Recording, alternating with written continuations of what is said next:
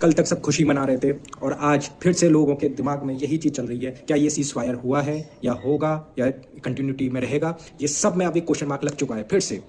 जानिए कैसे कि अभी जो एक खबरें आ रही हैं कि जैसे व्हाइट हाउस ने वो जो ईरान के 10 पॉइंट्स थे जिन्हें हर जगह पर सर्कुलेट किया जा रहा था, मीडिया में ये चल रहा था कि अमेरिका ने सारे पॉइंट्स मान लिए हैं, तो वो ऐसा उन लोगों ने साफ साफ इनकार किया है कि हमने कोई 10 पॉइंट नहीं माने। इनफैक्ट अगर व्हाइट हाउस के जो प्रेस रिलीज हुआ है उसमें तो यहाँ तक बोल दिया गया है कि ट्रंप ने वो 10 पॉइंट का जो था वो सब कुछ कचड़े के डिब्बे में डाल दिया। तो आप अंदाजा लगा सकते हैं कि ये जो वार्तालाप हो रही है दो देशों के बीच में, इसका क्या ही अब सिनेरियो निकल रहा है।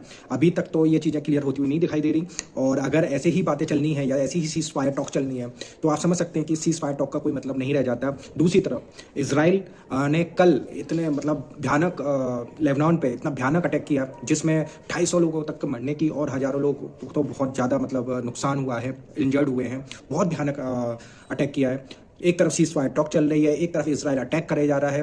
तो आप समझ सकते हैं कि ये सीज फायर टॉक का क्या ही मतलब निकल रहा है। अभी तक तो चीज़ें आउट ऑफ कंट्रोल हैं। दूसरी तरफ इंडिया के मिनिस्ट्री ऑफ एक्सटर्नल अफेयर्स ने भी एक क्या कहते हैं सर्कुलेट निकाला था ईरान के जो इंडियन रह रहे हैं ईरान में उनके लिए कि अभी आप जितनी जल्दी हो सकते हैं ईरान को छोड़ दीजिए। तो ये अपने आप में एक बहुत बड़ा एक मैटर है कि आखिर ऐसा क्या हो रहा है कि जो शायद चीज़ें नहीं दिख रही हैं। और एक इंटरेस्टिंग खबर है, आप इस बात को देखिएगा कि रूस ने एक चीज़ का दावा करा है कि ईरान ने न्यूक्लियर पावर, जो हम लोगों ने डिस्कस किया था और यही बात निकल गई है कि रूस ने ये बोला है कि ईरान ने अपना न्यूक्लियर का जो बॉम्ब था या जो रिएक्टर और जो भी आपका है उसको बना लिया गया है।